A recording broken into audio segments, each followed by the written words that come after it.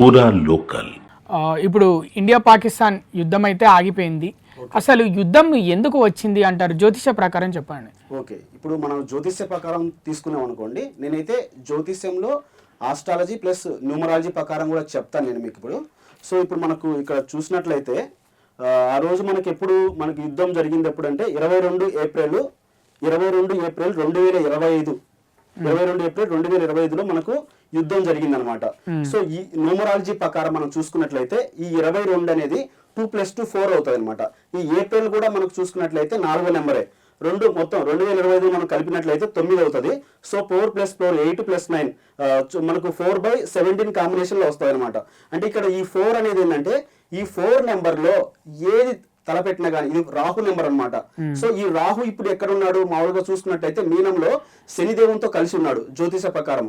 So ఈ 4వ number అనేది మనకు యుద్ధాలను క్రియేట్ చేసే నెంబరు. దీన్ని మనం న్యూమరాలజీ ప్రకారం ఒక బ్యాడ్ నెంబర్ గా తీసుకుంటాం అనమాట. అంటే ఈ ప్రపంచం మొత్తం ఈ కలియుగాన్ని ఏలే దేవుడు ఎవరైనా ఉన్నాడు అంటే అది రాహుదేవుడు అనమాట.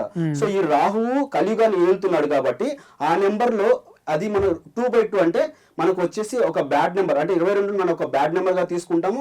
అలాగే మామూలుగా చూసుకున్నట్లయితే ఈ కలియుగాంతం ప్రకారం చూసుకున్నట్లయితే గుడ్ నెంబర్ కూడా తీసుకుంటాం అనమాట. ఈ 4 నెంబర్లు ఎక్కువగా యుద్ధాలు జరుగుతుంటాయి, భూకంపాలు వస్తుంటాయి అనమాట. అలాగే 13 నెంబర్లు కూడా మనకు భూకంపాలు సునామీలు ఈ 13 నెంబర్లో వస్తుంటాయి. ఇక్కడ దీని ప్రకారం చూసుకున్నట్లయితే 4/17 ఇక్కడ 17 అనేది కూడా శని నెంబర్ అనమాట. 4/8 అంటే మనము శనివత్ రాహు అంటాం వేదిక ప్రకారం. సో శనివత్ రాహు అంటే ఇక్కడ 2 శనులు ఉన్నట్టు అనమాట. అంటే రాహు బ్యాడ్ నెంబర్ గా తీసుకుంటాము. అలాగే శనిని కూడా మన శనిదేవుని కూడా అంటే ఇలాంటి యుద్ధాలు క్రియేట్ చేయడానికి అంటే కర్మ. శనిదేవుడు ఎప్పుడైనా ఒక కర్మకి ఫలితాన్ని ఇస్తాడు. అంటే ఇంత ముందు జరిగిన ఏదైతే మంచి కర్మ ఉందో దాని తగ్గ ఫలితాన్ని శనిదేవుడు ఇస్తాడు అనమాట. సో ఇలాంటి 4/17 కాంబినేషన్ లో వచ్చినప్పుడు ఈ యుద్ధం అనేది జరిగిందనమాట. అలాగే అక్కడ పహల్గామ్లో ఎంతమంది చనిపోయారు? సివిలియన్స్ 26 మంది చనిపోయాడు. ఆ 26ని కూడా టోటల్ చేసినట్లయితే మళ్ళీ మనకి 8 వస్తుంది అనమాట.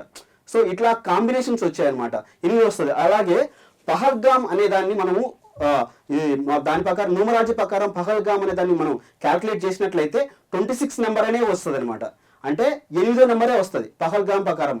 సో ఆ 8వ నెంబర్కి ఆ పహల్గామ్లో అది 8వ నెంబర్ వచ్చింది. అలాగే చనిపోయిన వాళ్ళు కూడా సివిలియన్స్ కూడా 8 నెంబరే అయ్యారు. అలాగే ఈ మొత్తం డేట్ కూడా చూసుకున్నట్లయితే 4/8 కాంబినేషన్ వచ్చింది. అంటే సో ఇట్లా ఒక బ్యాడ్ నెంబర్ క్రియేట్ అయింది అనమాట ఆ రోజు జరగడానికి. సో అలాగే మనకి ఇక్కడ చూసుకున్నట్లయితే వాళ్ళు మనకు అది యుద్ధం అయిన తర్వాత సడన్ గా మనకు ఆపరేషన్ సింధూర్ అనేది ఒకటి స్టార్ట్ చేశారు. అంటే మనకు ఒక ఆపరేషన్ దాన్ని వాళ్ళ మీదకి దాడి చేయడానికి మనోళ్ళు అంటే వాళ్ళు చేసిన దాడికి ప్రతి దాడిగా మనం వాళ్ళని ఇది చేయడానికి చెప్పేసి ఒక ఆపరేషన్ సింధూర్ అనేది స్టార్ట్ చేశారనమాట. ఈ సింధూర్ అనే పేరులో కూడా చూసుకున్నట్లయితే మనకి 29వ నెంబర్ వస్తుంది. ఈ 29వ నెంబర్ని మనం న్యూమరాలజీ ప్రకారం 29 అంటే ఎట్లా వస్తుంది? 29 నెంబర్ మనము న్యూమరాలజీగా క్యాల్కులేట్ చేసినప్పుడు ఇప్పుడు ఎస్ అంటే 3, ఐ అంటే 1, ఎల్ అంటే 5, డి అంటే 4, అలాగే 0 అంటే ఓ అంటే 7 ఇలాగ మనం క్యాల్కులేట్ చేసుకుంటే ఒక నెంబర్ వస్తుంది. అది 29 నెంబర్ అయిందనమాట. ఈ 29 నెంబర్ మనం సునామీ నెంబర్ అంటాం న్యూమరాలజీ ప్రకారం. సునామీ నెంబర్ అంటే దీన్ని మనం పంపిస్తే ఈ సునామీ నెంబర్ అంటే ఆ పేరు కూడా ఆపరేషన్ సింధూర్ కూడా అలాంటి పేరే క్రియేట్ అయింది చూడండి. అది వాళ్ళు పెట్టింది కాదు, న్యూమరాలజీ ప్రకారం చూసుకొని పెట్టిండారు నాకు తెలిసి.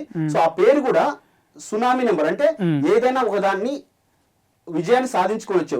సునామీ వస్తే ఎలా ఉంటుంది? మొత్తం నాశనం చేసి వస్తుంది. సో ఈ ఆపరేషన్ సింధూర్ కూడా అక్కడ మనం 130కి మనం రిలీజ్ చేసినప్పుడు ఒక యుద్ధాన్ని అక్కడ మనం చేసినప్పుడు అది విజయం సాధించుకొని వచ్చింది ఒక సునామీ లాగా. సో దీనికి ఆ పేరు కూడా అలానే వచ్చింది అనమాట. అప్పుడు మనం ఆపరేషన్ సింధూర్ని 7th 5 2025లో అర్ధరాత్రి 130కి మనం ప్రవేశపెట్టినాం. ఈ టైంలో కూడా చూసుకున్నట్లయితే గ్రహస్థితి మనకు సింహలగ్నం అయింది. సింహలగ్నానికి అధిపతి అయినటువంటి సూర్య భగవానుడు 9th హౌస్ లో భాగ్యంలో ఉన్నాడు. అంటే సక్సెస్ ని తీసుకొని వచ్చిందనమాట. సో అలాగే ఈ ఆపరేషన్ సింధూర్ అనేది పనికి వచ్చిందనమాట. అంటే ఇది ఎందుకు జరిగిందంటే ఆ టైంలో ఒక బ్యాడ్ నెంబర్ క్రియేట్ అయింది కాబట్టి. అంటే 13 కానీ 22 కానీ అంటే 4th నెంబర్లో ఏదైనా ఇట్లాంటి ఉద్వంసాలు జరగడానికి కారణం అవుతాయి అనమాట. నేను క్యాల్కులేట్ చేసిన ప్రకారము ఒక బ్యాడ్ నెంబర్ క్రియేట్ అయింది. చనిపోయిన వాళ్ళు కూడా 26 అయ్యారు. ఆపరేషన్ దాని ఏమంటారు పహల్గామ్లో కూడా ఆ పేరులో కూడా 26 సంఖ్య ఉంది. సో ఇది కూడా మొత్తం క్యాల్కులేట్ చేస్తే కూడా 4/8 కాంబినేషన్ వస్తుంది అనమాట, 4వ నెంబర్ వస్తుంది. ఈ విధంగా అలా బ్యాడ్ నెంబర్ క్రియేట్ అయింది కాబట్టి ఆ విధంగా విధ్వంసం జరిగిందనమాట. అది అంటే ఇప్పుడు మళ్ళీ యుద్ధం వచ్చే అవకాశం ఉందా ఇప్పుడంటే ఇప్పుడు కాల్పులు విరమణ చేసుకున్నారు, సీజ్ ఫైర్ అయిపోయింది, ఓకే మరి ఇప్పుడు ఏంటి అంటే ప్రజెంట్ అయితే మళ్ళీ ఇంకా రాకపోవచ్చు నా అందాజ్ ప్రకారము, మళ్ళీ రాకపోవచ్చు. ఎందుకంటే ఇప్పుడు అంటే మీ అందాజ్ ప్రకారం కాదు, జ్యోతిష్య ప్రకారం చూసుకున్నట్లయితే యుద్ధం వచ్చినప్పుడు గ్రహ కూటమి మనం చూసుకున్నట్లయితే ఇక్కడ మనకు లగ్నం ఆ రోజు టైమింగ్ యుద్ధం జరిగిన టైమింగ్ ప్రకారం మనం చూసుకున్నట్లయితే మిథున లగ్నం పడింది అనమాట. ఇక్కడ 4 గ్రహాల కూటమి అనేది ఏర్పడింది మీనంలో. సో ఈ 4 గ్రహాల శని వచ్చేసి రాహువు అలాగే శుక్రుడు బుధుడు కలిశారనమాట. ఈ 4 గ్రహాల కూటమి అనేది మన 10th కు అయిపోయింది కదా, 10th 5 o'clock కి మనకు సీజ్ ఫైర్ చేశారు. సో అప్పుడు ఏంటంటే ఆ టైంకి బుధుడు వచ్చేసి రవితో చేరాడు. అంటే ఒక గ్రహం విడిపోయి ఇక్కడికి మనకు మేషంలోకి వచ్చేసింది, రవితో కలిశాడు అనమాట. సో ఇప్పుడు గ్రహాలు విడిపోయాయి కాబట్టి అలాంటి స్థితి మళ్ళీ రాకపోవచ్చు, అది మళ్ళీ నెక్స్ట్ యుద్ధం అనేది రాకపోవచ్చు అని నా ఒపీనియన్. అది జ్యోతిష్య శాస్త్రం ప్రకారం నా ఒపీనియన్ అనమాట. ఓకే.